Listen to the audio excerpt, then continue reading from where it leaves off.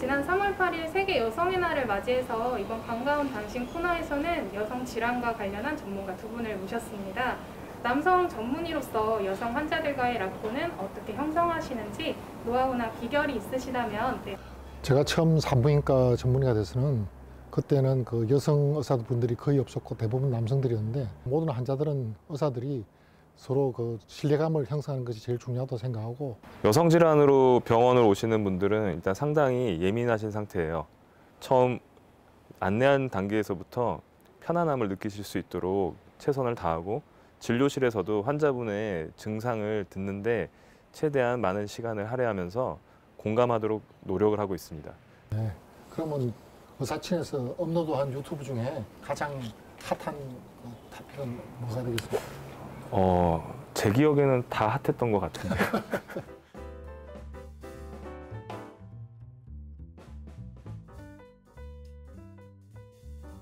네, 저도 심사위원님께 궁금한 게 있는데요. 좀 질문을 드려봐도 될까요? 위원님, 진료심사평가위원회에 대해서 좀 간략한 소개를 부탁드립니다. 제가 속한 그 진료심사평가위원회는 건강보험심사평가원의 중추적인 역할을 하는 기구입니다. 거기에는 각 과별로 의학이라든지 약학, 그다음 한방 쪽에 있는 그 전문 심사위원들이 포진해 있으며, 이들은 이제 상근 심사위원과 비상근 심사위원들이 있는데, 상근 심사위원들은 약 90명 정도 되고 비상근 심사위원들은 1000명 정도 이내의 그 심사위원들이 구성되고 있습니다. 이들이 하는 역할은 뭐냐면은, 일단은 그 요양기관인 것을 쉽게 이야기하면 의원이라든지 병원, 준종합병원, 그 상급종합병원 등에서 진료비용을 청구할 경우 상당 부분은 전문적인 의학적인 판단이 요구되는 그 진료비용에 대해서는 저희들이 이제 심사를 하고, 이 심사가 타당성이 있는지 아니면 적절한지 거기에 대해서 심의하는 기구가 되겠습니다. 네, 위원님. 현재 어떤 업무를 하고 있으신가요? 저는 심사위원들 중에서 이제 산부인과 전문의로서 산부인과 영역에 대해서 주로 이제 심사를 하게 되는데, 그 산부인과 쪽에서 급여 비용을 청구하면은 심사 기준에 맞게 적절하게 이게 사용되었는지, 그리고 거기에 대해서 이제 심사 기준이 부족할 경우에는 심사 기준과 임상 지침 등을 제시를 하고, 관련 학회와 협의회와 거쳐서 토론을 거쳐서 이제 심사 기준이라든지 지침안을 확립하게 되는데 기여하고, 환자분들 쪽에서도 민원을 청구하는 경우도 있고 의료기관 쪽에서도 민원을 청구하는 경우가 있는데, 그런 민원에 대한 그 자문도 하고 있습니다. 상당히 많은 업무를 하고 계신데요. 심사 절차에 대해서 설명을 좀 부탁드리겠습니다. 심사 절차는 이제 보통 3단계가 있는데요.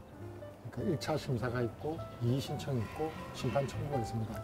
그러니까 보통 일반적으로 법원에서 하는 그 지방법원, 고등법원, 대법원 등과 같은 3심제로 운영되고 있는데, 그 3심제를 하는 이유는 각 그 의료기관에서 자기들이 청구한 내용에 불만이 있다든지 아니면 부족하다든지 그런 경우에 각 단계별로 이의 신청을 하거나 심판 청구를 할 수 있는 거죠. 위원님, 심사 기준은 어떻게 만들어지나요? 심사 기준안을 도출하는 과정을 보면은 의견을 수렴하고 다시 자료를 수집해서 이제 최종안을 만드는데, 산부인과 전문가라든지 산부인과 학회라든지 산부인과 개원의 협의회, 뭐 시민단체 등등이 있는데, 거기서 이제 어떤 항목에 대해서 문의를 하면은 산부인과 교과서, 외국 학회, 국내 학회 각각에서 발표한 임상 지침을 참조하고, 국내 문헌이라든지 외국 문헌에 있는 그 연구 문헌을 이제 참조해서 종합적으로 해서 정리를 하고 초안을 만들죠. 초안을 만들면 다시 또 이제 전문가들을 초빙해서 전문가나 해당 학회 이제 대표들, 협의회 대표들, 또 시민단체 등을 같이 모여가지고 이제 의견을 도출시킵니다. 그러면 이제 최종적으로 안이 성립이 되면은 기준안이 기존에 있던 그 심사평가의 검증되지 않도록 기준안을 살펴보고, 그것이 이제 정말 이게 공정하게 되는지 아니면 명확하게 되는지를 보고 이제 심사 기준을 만들게 되죠. 그동안 4대 중증 환자에게만 적용되었던 여성 생식기 초음파 검사가 2020년 2월부터 확대 적용되었는데요. 적용 초에는 혼란이 많으실 것 같은데 어떠신가요? 사실 그 여성 생식기 초음파 검사의 그 급여 확대는 문케어의 의료보험 확대 중에 하나 일환입니다. 해당 의료기관이라든지 환자분들이 서로 어느 것이 비급여고 어느 것이 급여인지 그래서 이제 혼란이 굉장히 가중되는데요. 특히 초음파 검사에 대한 민원이 많이 발생하고 있습니다. 뭐 아시겠지만은 질환에 대한 진찰을 하는 경우에는 대부분 급여라고 보시면 되고요. 일부 이제 그 환자가 원해서 정말 자기가 이제 비급여를 해달라고 하면 비급여를 하는 경우가 있는데 그 어떤 경우에 비급여가 될 수 있을까요? 네, 제가 고시된 사항을 보니까 의학적 필요가 명확하지 않은 경우 진료 의사가 충분히 설명을 한 후에 동의서를 받고 비급여 검사를 하도록 돼 있는 걸로 알고 있습니다. 진행자분 잘 알고 계신데 일반 아직도 의료기관에서는 그 비급여 동의서를 받지 않고 그냥 환자가 원한다고 그 비급여로 하는 경우가 많거든요. 그런 경우에는 다 이제 비급여가 되지 않습니다. 일선에서 진료하시는 의사분들도 이 부분은 잘 숙지하고 계셔야 할 것 같습니다. 위원님, 네, 임산부 초음파 검사는 급여 적용이 7회로 되어 있는 걸로 알고 있는데요. 횟수를 초과할 경우에는 비급여인가요? 일단 임산부 초음파는 임신 제3분기, 제3분기라는 것은 임신 3개월까지를 대부분 이야기하는데 3개월까지는 일반 초음파는 2회, 정밀 초음파는 1회, 총 임신 첫 3개월 동안은 총 3회가 급여가 인정이 되고요. 임신 2, 3분기, 즉 임신 나머지 6개월은 일반 초음파가 3회, 정밀 초음파 1회, 4회가 그 급여가 됩니다. 보면은 이제 7회 정도가 정상 임신에서는 보험이 되겠죠. 그렇지만 이제 여해 규정이 있습니다.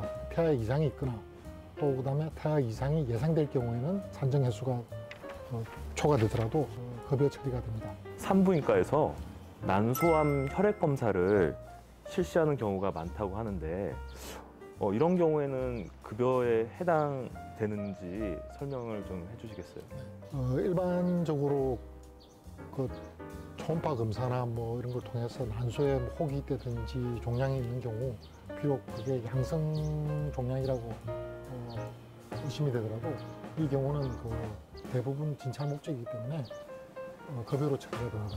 근데 만약에 이제 초음파 검사에서 아무 이상이 없었는데 난소암 검사를 한다든지 이런 경우는 만약에 금지 목적이라면 비급여가 되지만은 대부분은 진찰 목적인 경우는 급여 대상이 되죠. 아, 네, 위원님, 산부인과 요양급여 서비스를 제공하는 요양기관과 요양급여 서비스를 이용하시는 환자분들, 특히 임산부를 포함해서 다양한 분들이 계실 텐데 이분들에게 한 말씀 좀 부탁드리겠습니다. 아시겠지만은 요양급여라는 것은 국민들이 내는 그 건강보험료로서 유지가 되는데 그런 그 국민들이 내는 건강보험료가 적절하게 유용하게 잘 쓸 수 있도록 감독 관리하는 것이 저희들의 책무입니다. 혹시 의료기관에서 이제 어떤 불이익을 당하든지 그것이 합당하지 않다고 생각하면은 학회라든지 협의를 통해서 그 의견을 제출하시면 언제든지 받아들일 수가 있습니다. 그리고 이제 국민들에게 말씀드리는 것은 내가 이 진료를 받았는데 진료가 급여가 되지 않고 비급여인가 이렇게 의심이 있을 경우에는 건강보험심사평가원에서는 그 민원 창구가 항상 열려 있으니까 그 민원 창구를 이용해서 국민들이 업무 사항을 질문하시면 되고 저희들은 항상 그 민원 창구 열려 있으니까 거기서 성실하게 답변을 하겠습니다. 국민들이 낸 그 건강보험료는 다른 데 유출되지 않고 부당하게 쓰이지 않도록 노력하겠습니다. 네, 오늘 최훈 위원님 모시고 진료평가심사위원회에 대해서 설명을 들어봤는데요. 예, 자세한 설명 감사드리고, 네. 저도 개원이로서 이런 심사평가원에서 제시한 심사 기준을 잘 숙지하고 또 환자분들 진료에 적용해서 환자분들에게 건강보험 혜택이 최대한 돌아가는데 일조하도록 노력하겠습니다. 감사합니다.